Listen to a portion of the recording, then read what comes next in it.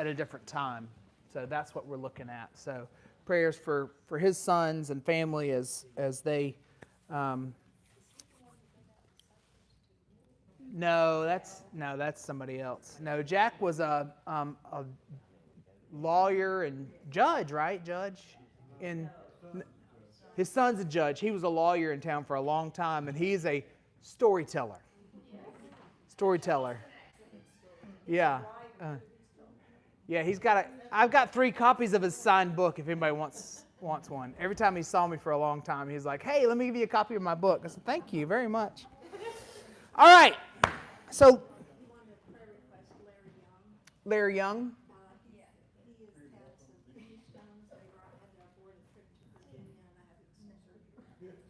Okay, thank you, Larry. And Ivis is not here today because her husband, Gil, is having some stuff, so she's watching online, so prayers for her as well. Last chance, I have somebody left their rain jacket last week, a beautiful blue rain jacket. Okay, it's $50 rent, No.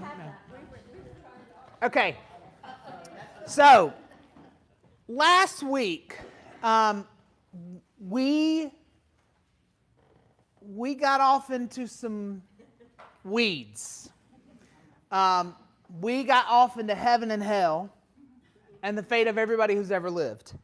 And so it was a good conversation, and at the same time, we could teach a class on heaven and hell and the fate of everybody who ever lived under the guise of predestination, right? Or the sovereignty of God or things like that. Apart from Revelation. Revelation does bring up some of those things. But here's one of the things, my senior pastor in Vero, he always had these things after 25 years of teaching and preaching. He's like, if any pastor ever tells you what heaven looks like, don't believe them, because they haven't been. And if anybody tells you what hell looks like, don't believe them, because they haven't been.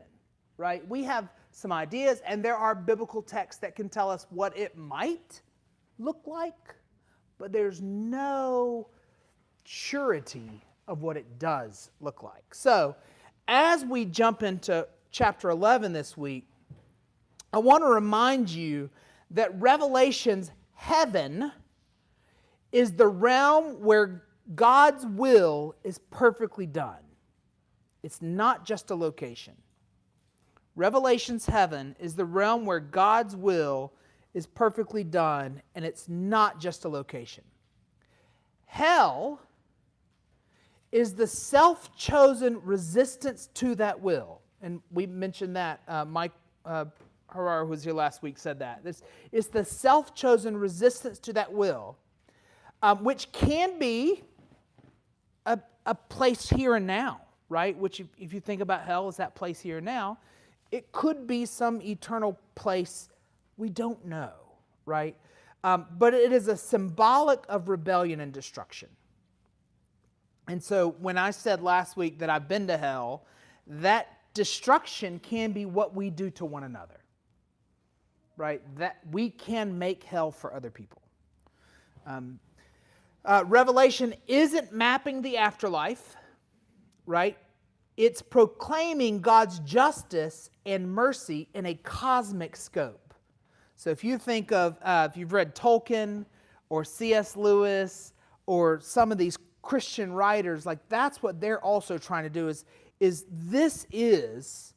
the God is just and merciful, and this is just kind of looking at what that is. The Lamb, which we believe is Jesus, that's one thing we can say, the Lamb is Jesus, is the key which says that judgment is restorative, not vindictive. Judgment is restorative, not vindictive. God ultimately wants, because it says, in the times in Revelation it says, every people, place, language, everywhere. God desires all of God's people to be in right relationship with God.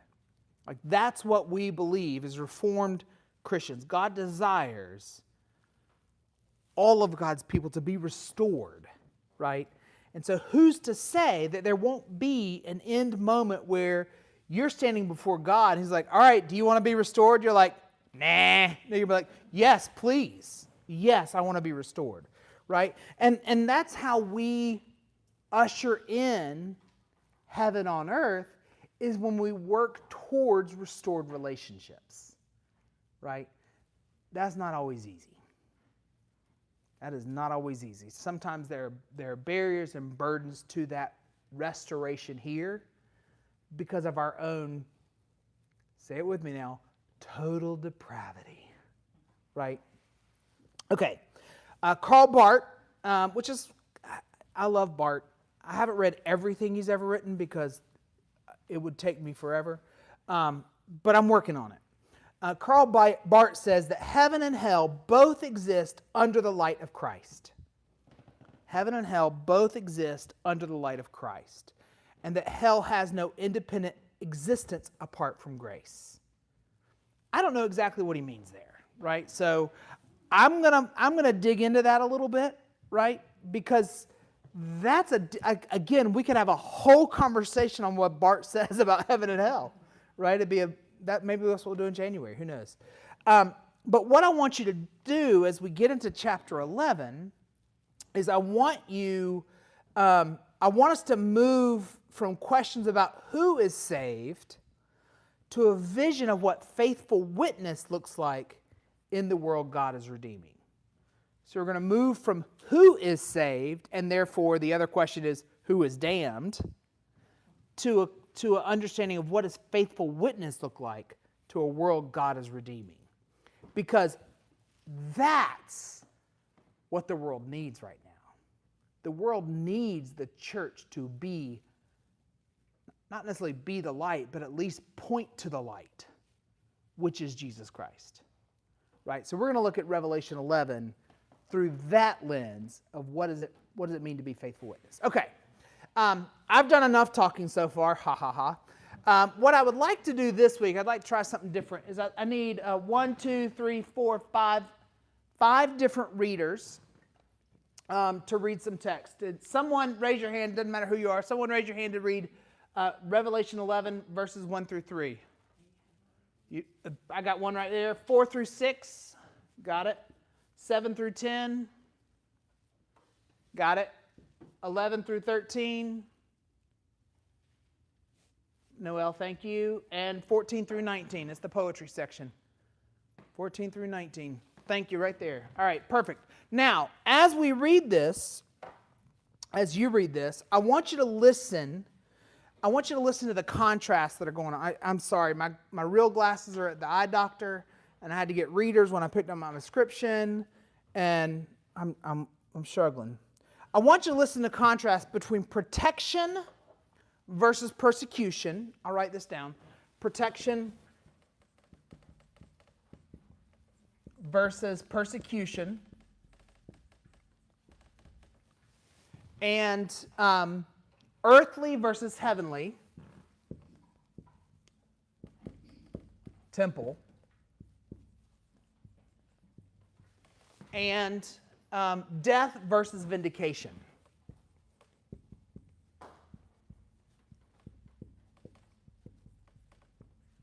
Okay, so your protection versus persecution, earthly temple versus heavenly temple, death versus vindication. Okay, so let's read. Then I was given a measuring rod like a staff, and I was told, "Come and measure the temple of God and the altar and those who worship there. But do not measure the court outside the temple. Leave that out, for it is given over to the nations, and they will trample over the holy city for 42 months. And I will grant my 2 witnesses authority to prophesy for 1,260 days, wearing sackcloth." 4 through 6. These are the 2 olive trees and the 2 lampstands that stand before the Lord of the earth. And if anyone wants to harm them, fire pours from their mouth and consumes their foes. Anyone who wants to harm them must be killed in this manner. They have authority to shut the skies so that no rain may fall during the day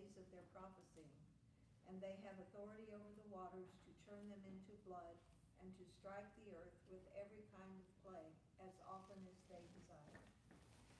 When they have finished their witnessing, the beast that comes up from the abyss will make war on them, gain victory over them, and kill them. Their dead bodies will lie on the street of the great city that is spiritually called Sodom and Egypt, where also their Lord was crucified. And for 3.5 days, members of the peoples, tribes, languages, and nations will look at their dead bodies, but they won't let their dead bodies be put into a tomb. Those who live on earth will rejoice over them. They will celebrate and give each other gifts, because these two prophets had brought such pain to those who live on earth.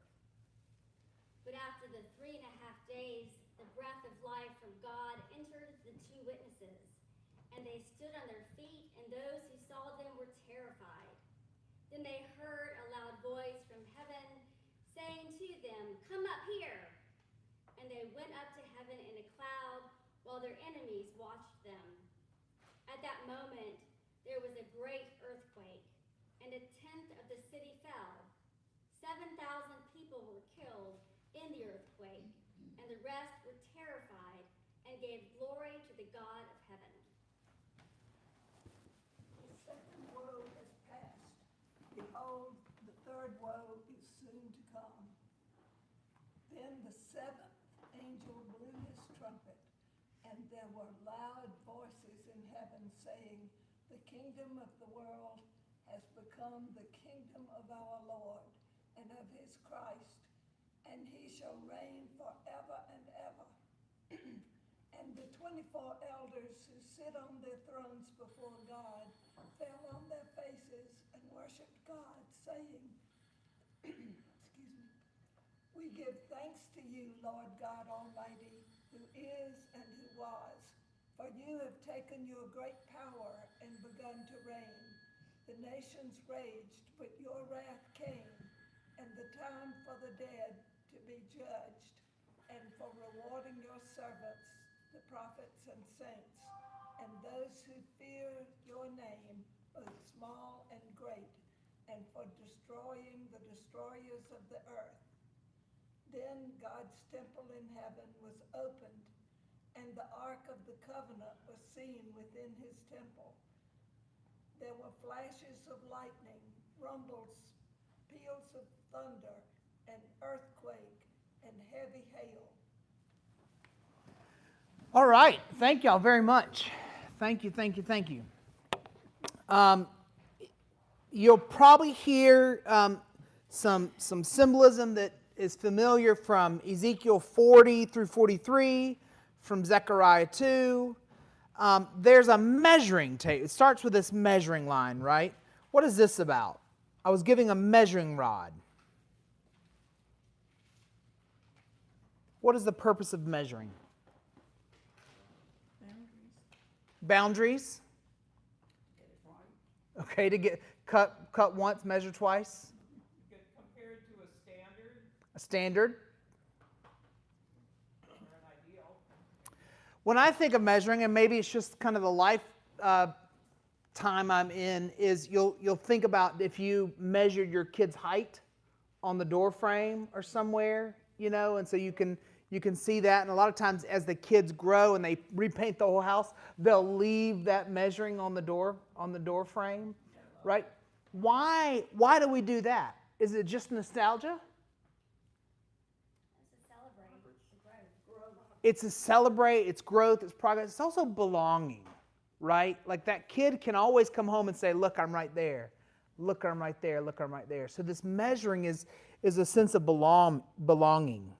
And here in Revelation, it's a divine protection, right? It says, "I was given a measuring rod like a staff, and I was told, 'Come and measure the temple of God and the altar and those who worship there. Do not measure the court outside the temple. Leave that out. For it is given over to the nations, and they will trample over the holy city for 2 months.'" Now remember, according to Old Testament tradition, who can go inside the temple? Only the priest, right?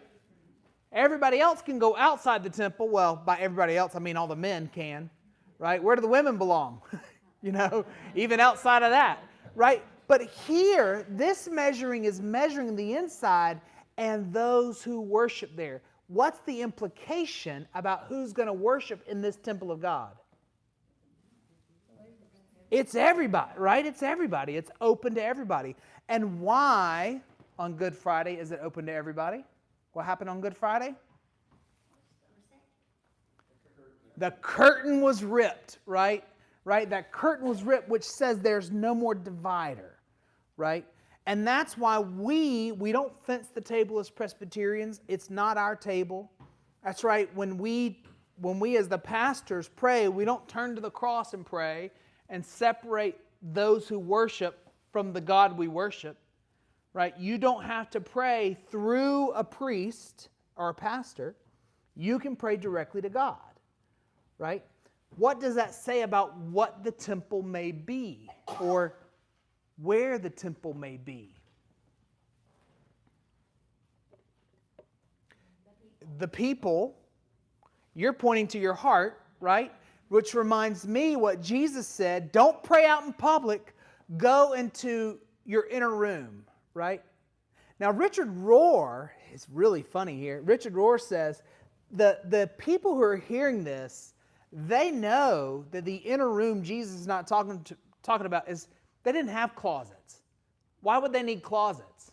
Right? They had one outfit, right? And a cloak. That's all they had. Like the manse, the office up the hill, which was built 75 years ago, it doesn't have much of a closet, right? Because they didn't have much, right? And so when Jesus is saying going to the inner room or go into your closet to pray, they know instinctively he's talking to the inner room of your heart, right? So then this temple becomes the temple, right? And there's something unique about that. You've heard me say, when they come back into the promised land and they're rebuilding the temple, are they supposed to rebuild the temple or to be the temple? And Rabbi Michael said, yes. The resurrection, according to Rowan Williams, the resurrection of Jesus Christ is both the resurrection of the person, Jesus Christ, and the resurrection of the body of Jesus Christ. Right? So then the church is the temple where God's Spirit dwells. And it's not that church. It's this church, both visible and invisible. Questions about that?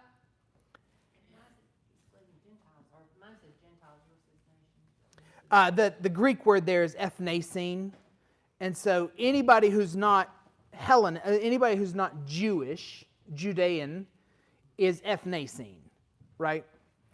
It says, leave that out, for it is given over to the nations. And nations is, just think of ethnophobia today, right? Is the fear of anybody who doesn't look like us. We don't have any experience with that in our lives this day and age. That was a joke. But we have this fear of the other, right? And so this, I think, is saying those not just Gentiles, not Gentiles who are Gentiles who are accepting Jesus Christ, but those who are not accepting the Lamb, right? I think is what that means. I guess I don't understand why it is being measured. What is the significance of that? So the question is, why is the temple being measured? Well, that's what we were just talking about. Is what's the importance of measuring? It's the ownership that God owns it, right? And you almost, I wonder if they're not saying that you measure it to show that it's actually immeasurable, right? You measure to see, oh my gosh, this is overwhelming, the power of this. The total number or all those? Yeah, because in the Old Testament, you know exactly how big the temple is, right? I was going to say it's an allusion back to Yes. given specific instructions for. Yeah. In the Old Testament, it's this many cubits and this many cubits and this many cubits and whatever a cubit is. But this is measure it. We're like, according to what standard? In Scott, well, go ahead. When they the measuring rod, I immediately thought of a plumb line, Yes. and is that boundaries maybe? Well, and I'm wondering if it's What? plumb line or if it's what they do in what they did. So when we were in Glasgow, we went around with a guy, a local. We did a tour by a local in Glasgow, and that's one of the reasons I love Glasgow more than I loved Edinburgh. Is it was a retired like AT&T exec kind of person who's like, let me show you the city that I love so much. And so it was truly amazing. Glasgow, at the height of, industrial revolution, Glasgow had more money than London because that's where they built the ships, right? And so it just had tons of money. So the city hall of Glasgow, the Glasgow City Hall, has more marble than any other building except for the Vatican. And we know where the Vatican got their marble from. They ripped it off the Colosseum, right? But Glasgow has they funded their marble. And so if you go in the city hall, he says, most people would never go in the city hall of Glasgow if you're just a tourist. It's beautiful, right? But he also showed us, he said, on the outside of every building is essentially, if I can show you, is essentially a measuring stick. Have you seen this on older buildings? I've never seen it before we moved to Glasgow. And it'll tell you that this is the measurement, 1 unit, by which the whole building is built. Right? I wish where's Will when you need him? Oh, he's at First Pres, the traitor. So because they didn't have, when they were building some of these, this is a foot, or like, which foot? My foot? Your foot? They would have a unified, a standard measurement by which the whole building is built. So I'm wondering also if that's not the same thing here, is the measuring rod. Well, how big is a measuring rod? But it's... So this is different from a cornerstone. This is how big a cornerstone should be. So maybe a cornerstone is 2 of these units, but every building might have. So the way they explained it to me is every building might have a different size unit, but a builder might have a standard that they build all their buildings. And so that measuring thing would say, built by Michael York, 1 standard unit. And every building that Michael York built was 1 standard unit. So I'm wondering if that measuring rod's that same thing. The temple of God is not measurable to us, but it's built on. And so maybe it does indicate that we've got all these specific requirements in the Old Testament, just showing that yes, it is different. It's quite different. Quite different. It's different in that, well, one thing that I didn't understand about what you said, it said given a measuring rod like a staff. Well, every staff is not the same size. That's right. They're different sizes. Well, and then what do you think of when you think of staff? You think of Moses, The height of the person. right? You think of a shepherd, but then who else is the shepherd? Jesus, who is also the lamb, right? So then the unit of measure is Jesus, right? So then is this a physical temple or a spiritual temple? Dispensationalists would say that it's a literal rebuilt temple in Jerusalem. Would you agree with that? That's a dispensationalist idea. It's a literal rebuilt temple in Jerusalem, which they are fighting about right now. Right? Covenant Reformed theologians would say it's symbolic of God, the church, as God's dwelling place. Right? We no longer need We no longer need a physical temple because God dwells within the people of God.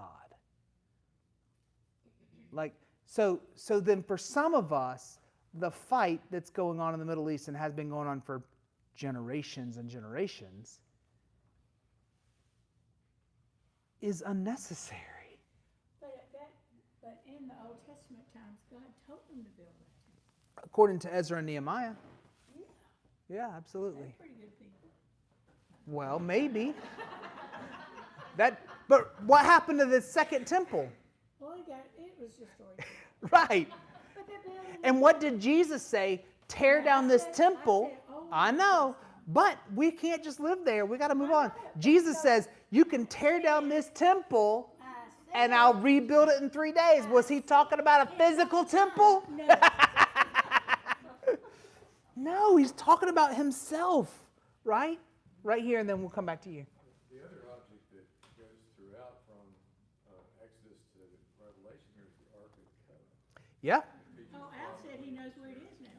I think it's worth paying some special attention to It said it was in the Ark of the heaven. Covenant. Right. It's obviously got They're some not gonna find it for long. Yes. So we'll hold that right there, that Ark of the Covenant for a minute. What were you going to say? I was gonna say, what you're saying is great for those that have been grafted in, us as the church. We are the light, we are the temple for the Holy Spirit. I agree with all that. But me, when I see that, being dispensationalist, I see them going back, and that's specifically toward the Hasidic Jews, or those that are old tradition Jews that have not followed Christ. That's how I see it. But anyway. Yeah, and that's part of that tradition, right? That's part of that tradition. And remember, that tradition, that dispensationalist tradition is only about 100 years old, right? Maybe a little older, say 150. This covenant reformed understanding is about 500 years old, right? But it's also built on Augustine, which is, 1,300, 1,700 years old, whatever it is, right? So, but that's why there is, and again, we don't know, right? All we can do is from our perspective, which is what we call as our hermeneutic, right? My hermeneutic is of that covenantal reformed theology that, and maybe it's also because I want to say that if we can identify that the temple truly is not a physical place, but a spiritual dwelling place of God, then we don't have to fight over stuff. We just don't have to fight over it because that doesn't matter. Stuff doesn't matter. Nothing temporal. Oh, I would like to see actually. But I think that's my hope, right? Like it could mean a physical rebuilt temple, but that's caused so much grief. And Jesus changed it. In the exile, when they were taken away from the temple, they're like, where the heck is God? And they had to realize that God was with them as covenant people. And so I think that's good, that perspective. And God was in the manna and the quail and the pillar of cloud and the pillar of fire. Now, that kind of goes back to your Ark of the Covenant thing. Why Ark of a Covenant? Because we're dim-witted people. I need proof, right? I need proof. We have to have a proof of what that looks like.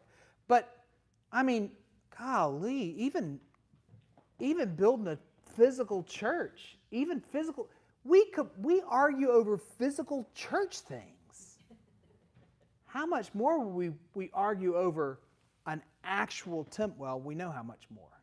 That really is, that is the root of the continued, not the root of the fight. It's the root of the continued fight that may be coming to a pause, if not a cease. Yeah, I do think we have to be careful to compare the fight over the temple to the nation of Israel and what they're doing to Gaza. Oh, no, no, no. Yeah, no, I'm not comparing. What I'm saying is, and I've said this before, is the evangelical church is propping up the political nation of Israel because they want this reality to happen. That is, I mean, most evangelical, they want this idea of a physical temple. And so that's where, but what they're getting is, and again, this is very nuanced. This is the third week in a row, so this is very nuanced. Benjamin Netanyahu is not a priest. He's a political leader who wants power.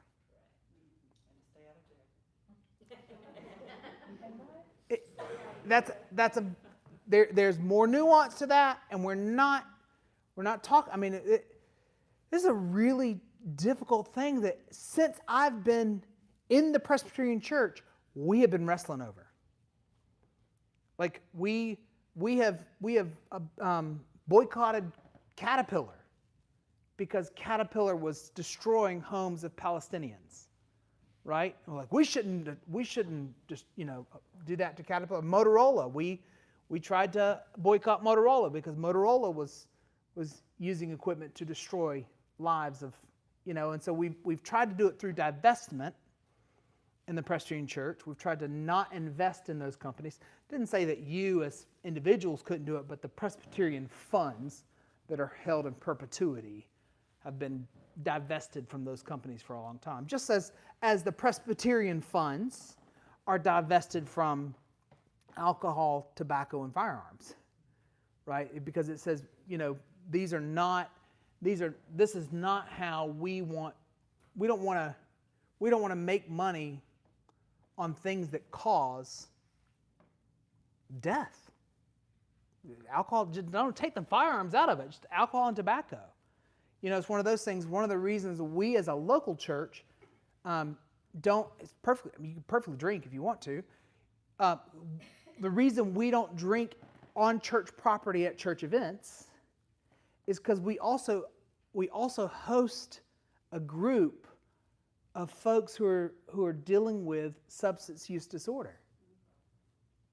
Right? So why would we, as Paul says, cause them to stumble just because I like a good scotch? Don't. That's not helpful. But again, this is all like it's everything we do should have a theological grounding. It's the so what? What difference does this make? Again, very nuanced. I'm behind schedule. Can you believe that? My recollection, there's 3 people mentioned in the Bible who died and came back. Lazarus, Christ, and the little girl. Uh-huh. None of them ever said what was on the other side. So maybe we're not supposed to know. So we're arguing over something we're not supposed to know about. So his point is 3 people in the Bible came back: Lazarus, Jesus, and the little girl, Talitha Kum, right? They didn't say, hey, guess what heaven looks like? Aaron's grandmother gave me a book years ago, you probably have read it, called Heaven is for Real. I was like, wasn't that convenient? That is so convenient. It just fits so nicely with exactly what Scripture says. And it maybe it is. I mean, maybe that is what it looks like. I don't know. And I can't do anything about it. I can't do anything about it.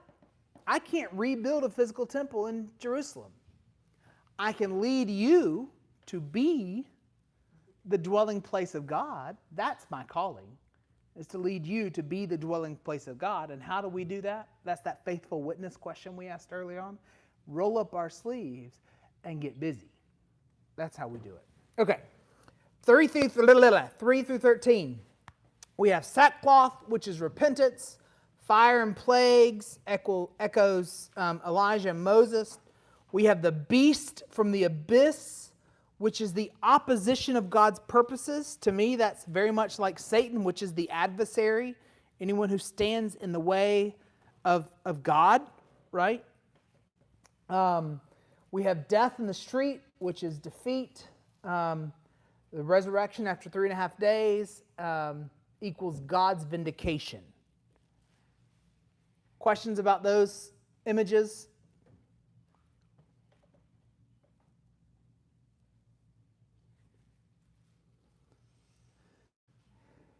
So different interpretive lenses, which we've been talking about.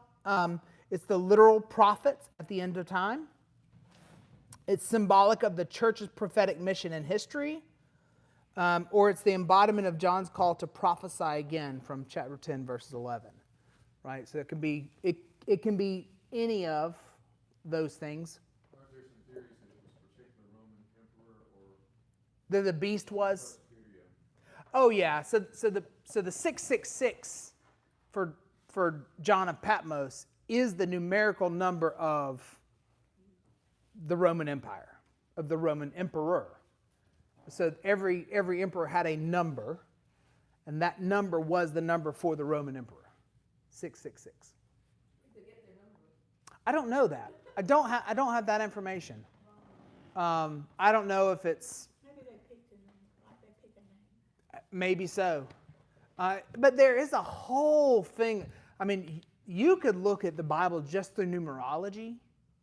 You know, the number of fish they catch, you know, what does that mean? What is that? There's all kinds of numerology in the Bible, and numerology is a different study unto itself, right? Signs and symbols and things like that. So, but that, yes, that is right.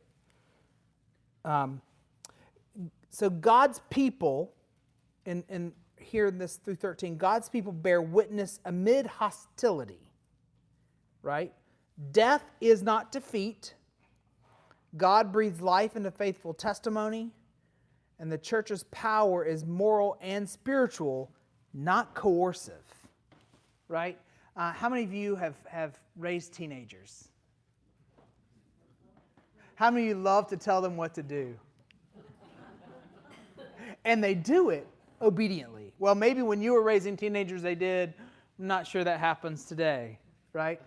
I told Erin, when Erin was still teaching, she was a language arts teacher in public schools, and when they started banning books, I told her she was offended by the fact of banning books. She goes, well, all you have to do, honey, is you just put a list of books they're not allowed to read on the whiteboard, and they won't read them, I promise, right? I mean, all you have to do is tell people to not do something. And it's not just teenagers, right? It is not just teenagers. It's us too, right? And so that's why the Christ church, we can't be coercive, right? It doesn't work. It may work for a short time, but what we've seen over the history of the church is anytime a church is like, I'm going to put my thumb on you, once they get out from under your thumb, right, they don't just get out from under your thumb, they get out from under the church. They leave the church because they say, well, it's not that the pastor of that church was coercive, it's that Jesus is coercive, or God is coercive, or you have to do this. And so like, I don't want any part of that, right? And so then, based on that understanding, they make, so if you were raised in the church, a coercive church, and you go outside of that church, and then you struggle mightily with something, right? Death, job loss, like where do you, now I know people have friends, but where do you find that support? Where do you find that healing? Where do you find that wholeness? Right? And so, Mama always said, right? You get more flies with honey than you do vinegar, right? Now, I don't know why you want flies, but maybe they're a good thing. So, it's not grace without commitment, right? It's not grace without transformation, because that's cheap grace. It's grace with a come on in, boys, the water is fine, right? That's what it is. That's what that life of transformation is. Like when we're living a transformed life and we're having such a good time doing it, and we're not saying, hey, you should live a transformed life. We're like, man, I'm happy. People are like, I want a taste of that. Like, I want what he's having, right? And then we can invite people into that life versus saying, you better want what I have. That doesn't work. It may work for a short time, but it doesn't work for the long term. And it doesn't actually work for full transformation. It works for duty, but I don't even think it's obedience, because obedience is actually a changed heart, I think. Thoughts? Oh, that's what coercive is. It's intimidation, it's power. And a lot of times pastors and priests have used their power to intimidate and not to use their power to call people to a transformed life. People outside of the ministers do that too. Oh, absolutely. Individual members of the congregation. And it's what Gandhi says, I like your Jesus. I don't like your Christians. They're not very much like your Jesus. Questions? All right, let's go on. How does this passage, 3 through 13, how does this passage reshape our understanding of Christian witness today? How does this passage reshape our understanding of Christian witness today?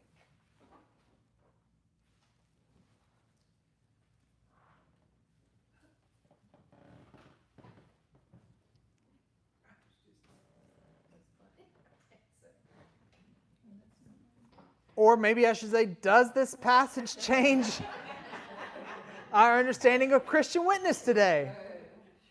I mean, I think some people use this to be people over the head. Okay. That's what I was gonna say, what you were just talking about. Like, it has always annoyed me when you go to a Baptist funeral, that the funeral becomes less about the person who's passed than about saving everybody sitting there at the funeral. And it's not just Baptist funerals. I've been to ARP, she just left. I've been to ARP funerals in Clover, and I was at an ARP funeral, and I don't even think they mentioned the guy's name. It was just about, well, we believe he was saved, and if you want to be saved, then you have to do this, that, and the other. I didn't grow up in services like that. And so that was a very different experience for me. And it's so funny when people say, you do such a beautiful funeral. I was like, what is your marker for that? Like, it's typically not hard to say good things about somebody who's died, you know. Now I have done some funerals that are. I have done those. But, you know, God still loved him. Were you going to say something? With a funeral, it's not that you can't say the gospel at the funeral, but you have to balance it out. Yeah. I mean, I think that. What I always try to do is I always say, because we do a time of remembrance, if somebody wants to say something about somebody that I don't know them that well. I don't know all the ins and outs of you folks. You know, one day I will know you as well as David Bailey knew you when he was here, but I'm 20 years away from that. But what I try to do is reflect theologically about a person's life. What made that person a person that God can say, well done, good and faithful servant, right? And then that ends up being, again, not coercive, but invitational, right? To say, look at John. This is what made them a good and faithful servant, right? And then you're like, I want to be like John. What's the last service? Oh, the last service we did, we actually did it First Pres. Oh, that was Edwards. Yes, Tommy Edwards, right? 3 pastors up there who had things to say about him. And the room was full, and I guarantee you, because there are a lot of lawyers in the room was full of people who don't go to church every Sunday. But they got to hear the impact of the faith of Tommy and say, maybe I should reshape how that works. That is a witness. Well, and why wait till we die to be a witness to others? Right? Like, I don't want to wait till I'm dead to be like, oh, Michael, bless his heart. You know. You do know what I want at my funeral, though, right? So it's bagpipes and barbecue. If I suffer from a long-term illness, it'll be bagpipes inside so you can suffer with me.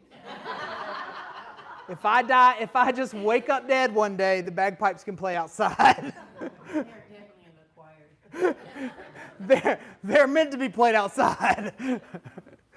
But yeah, he loves it. So anyways, where do you see these sackcloth moments, this sackcloth which is repentance? Where do you see these sackcloth moments or times the church must speak hard truth in love? I immediately thought of Nineveh and the whole town. Yep. And sackcloth. Mm-hmm. All the way down to animals. Mhm. What a perfect service. Where are sackcloth moments? Noelle, do you have one? You got? I was thinking now. Yeah. Dealing with people who have substance abuse problems. Mm-hmm. That has to be done with firmness but humility. Yeah, and it's so hard. It's dealing with people with substance abuse problems. You know, we talk about the church has to speak truth in love, and sometimes my danger is speaking truth, thinking it's loving, right? I have a tendency to say what I think is the right thing in the wrong way, right? And that definitely to somebody with substance abuse or things like that, it's not helpful. We tell teenagers this is for your own good. Yeah. One of the things we try to let our kids do is fail, right? We try to let them fail. You'll notice, and I don't know if it's because we're older parents or not, but if you go to the playground and parents are out there with their kids, you'll see some parents who are like walking alongside the playground with them, you know. I was like, oh my gosh, we played on rusted playgrounds when I was growing up. Like, here's some wax paper, go on the slide. You know, and so Aaron and I would take our kids to the playground, like big playgrounds all over Vero Beach, and we'd sit and eat our ice cream from Kilwins, and our kids would be playing, and so like somebody, there's a kid over here who's fallen. Are they bleeding? No? Okay, they're fine. You know, like, but there's sometimes you have to let people fail. But also provide that safe space to fall, that safe place to fall. All the playgrounds of Vera have all this soft stuff underneath it, like plush grass that we have. I have a different reaction to the street preachers I run across. There are some that basically are commiserative. They are saying, come join me in repentance. Mm-hmm. And then there's most of them which are, You repent. Yeah. I've got my act together and I'm out here. Yes. Yeah. I react differently to those two things. Yep. That's one of the things about these witnesses, even though they have the power to cause great torment, they're in sackcloth. Yes. They're not princes of the church. That's right. That's right. Well, I mean, and that's where. I wonder why John, again, there's some symbolism there with the sackcloth and ashes and preaching at this point. Well, and I think that's one of the things that's is both difficult about the Presbyterian Church and really good about the Presbyterian Church is that nobody's too important to sit in sackcloth. Like, I've had multiple times where, as I'm learning to be a head of staff, people will come to me, elders in the church, and say, hey, you didn't do this right. I say, thank you very much. Tell me where I messed up. Tell me how I messed up, because I'm going to do it, right? But there has to be that same openness for me to say, hey, guess what? We didn't do this right. Let's look at this. And that's hard. That's a really hard thing to do. But I'm very thankful. Sydney and Ann Jasquich were on my call committee, and they don't pull punches with me, and I appreciate that. I mean, I really do. Like they can you believe that? Can you believe she calls me out? No comment, right? No comment. I really am appreciative of it. I always say I can't do better if I don't know better, right? Okay, verses 15 through 19. Look at us. We're going to make it. The text says, the kingdom of the world has become the kingdom of our Lord and of his Messiah. And don't we need to stand up? Whenever she read that a while ago, I want to stand up. Yeah, oh yeah, for the Messiah. But we know why we stand up. Why do we stand up? Because the king was tired of sitting. He wasn't standing up to profess his faith. He was like, oh my gosh, I got to stand up. This thing is so long. Nobody, I mean, how many of you have sung the whole entire Messiah in one concert? Yeah, because it doesn't happen. Usually. Have you sung it in one whole concert? Both the Christmas and the Easter sections. Oh, for real. For real. Even if you were sitting, it was long. It may have been. But it does say the kingdom of the world has become the kingdom of our Lord and of his Messiah. Heaven declares what faith already knows. God's reign is sure, though not yet fully realized. This is our understanding of the Reformed tradition, the already and the not yet fully realized. Right? So the kingdom has come, but we have a taste of it. We call it a foretaste, right? We have a taste of it, but just wait till we can celebrate the full banquet. And that's now what we don't know about. We don't know what that full banquet's going to look like. This is where we can envy John of Patmos, because he's had the very first vision of the Messiah. I mean, he heard it first. Yeah. What do you say? First one to hear it. John of Patmos had the vision of the Messiah. So the heavenly temple opens, revealing the ark, which is God's covenant faithfulness on display. Right? This ark was a physical reminder for all these years that God was faithful. And when did they finally were able to put away the ark? Well, when it didn't matter because they had the temple, and that temple was the place. Temple was destroyed. They were in exile. And why did they go in exile? Because of their sinfulness, because of their inhospitality, is literally because of their injustice, because of their inability to seek mercy and humility, right? That's why they ended up in exile. When they come back, the very first thing they want to do again is build a temple. It gets destroyed again. And Jesus is saying, really, with his life, it's okay. Look what I can do, right? Watch me, is what he says. Okay.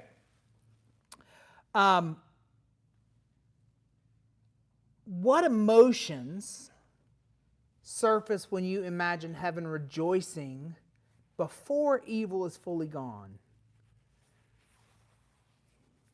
How does worship sustain us as a witness in an unfinished world? So hope. Assurance.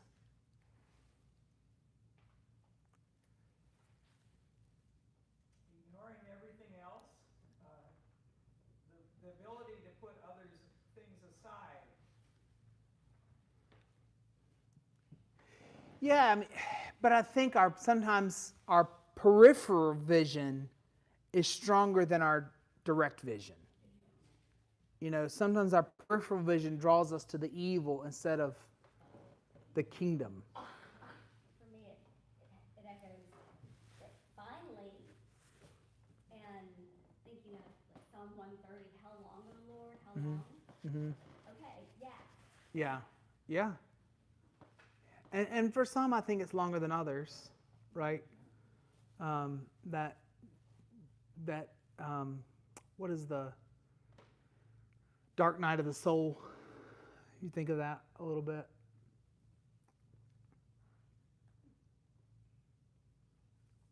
How does worship sustain us as witnesses in an unfinished world? We can see that. I guess that's sustained too, but I don't know. I don't know if I didn't have it, where I'd be. Mm-hmm. Yeah, I used to really get people. I used to get mad when people were like, oh, I love coming to worship. I just get it's like getting a topping off my gas tank, and then I can go back into the world. And I was like, how do I feel about that? And on one hand, it's not about you. That's how I feel about that. On the other hand, you do need to get something out of it, right? So it's a balance, right? So worship, the way we try to build worship is to both sustain you and challenge you, right? It's to say, come to what's comfortable, right? Be surrounded by the love of God, and also get on out of here, as my grandmother would say, right? Get on out of here and do what you're supposed to do now, right? That should be the benediction. It should be a kick in the pants. Like, yes, you would. Yeah. Well, so he's a friend of mine, but a preacher I listened to when I was in seminary, Scott Black Johnson, always said he has a way of patting you on the back and slapping you in the face at the same time. And that's what I try to do as a pastor, as a preacher. I really try to say, listen to this story. Now go live it out. Like there's this tension between, and Stephen says, he goes, you are awfully close to that line. You are awfully close to that line. I said, good. And he's listening with his Baptist ears on, and he's listening with somebody who's been a member of this congregation for 10 or 15 years, and he goes, you're awfully close to that line. Whether you get anything out of it or not, you have an obligation to come worship. Worship is about God. You're there to worship, whether or not you get anything Yep. out of that service. Yep. Well, and so Roger Nishioka said, he was talking to these two young adults who were like, I don't go to worship because I don't get anything out of it. And he goes, it's not about you. If God shows up to Central Pres at 10:30 on Sunday morning and says, I'm not going back there because I don't get anything out of it, then we got a problem. Right? Kierkegaard says that we think of worship as the choir and the pastors are the actors and you're the audience. It should be God is the audience. The choir and the pastors are the stage managers and directors, and you are the actors. That's what worship should be. And so that's all I'm doing on that 15, 20 minutes a day is giving you stage directions. That's why we call it worship service. Yes, that's absolutely right. And that's why we have the liturgy, which is the work of the people. Yes, ma'am. One of the things I miss when I go to church with my son in a very large Baptist church is I don't feel like I'm participating in worship. And I miss that. I've never happened to come here if or when they have communion. I've never happened to come one of those Sundays, but I wondered, I see a lot of baptisms. So when you go to a church with your son, you don't feel participatory. No. The only thing that I see that's participatory is the music. Mm-hmm. And I do enjoy the music. The first time I went, I felt like I was in a concert with the drums behind the glass. But even the music in some of those churches is singular language. I, me, I love you, you help me, I love you. Where our music is communal, right? And the reason our music is communal is because when I don't feel like praising, you can praise on my behalf. When I'm in the midst of grief, you can lift up your voice for me. Right? That's the beauty of a communal worship. The other thing I've found in some churches is their prayer is what I call a Jesus we just prayer. You know what I'm talking about? So they would pray, oh, Jesus, we just want to do this, or Jesus, we just want you to do this, or Jesus, we just want, and it's like, that's limiting what God can do. I don't just want you to do what I want you to do. Like, I want you to pour out your Spirit upon me and kick me in the butt. Like, there's a theme here. Okay, last thing. Revelation 11. Revelation 11 is less, I think, about an end-time sequence and more about the identity of the church. Measured, protected, called, and sent. Revelation 11 is less about an end-time sequence and more about the identity of the church as measured, protected, called, and sent. I would add also connected. Oh, absolutely. Connected. Connected all the way back again to the very first covenant. Mm-hmm. All the way forward. So that we should not forget our history. We should not. Because those who forget history are doomed to repeat it. And we are repeating. All right. Final questions, thoughts? Hey, we made it. We made it. I had a thing and I made it to the end. Grace and peace to you. Thank you all. We're so glad you're back. Hope you all had a good trip. For those of you who couldn't be with us today, we'll see you next time. Love you. Peace.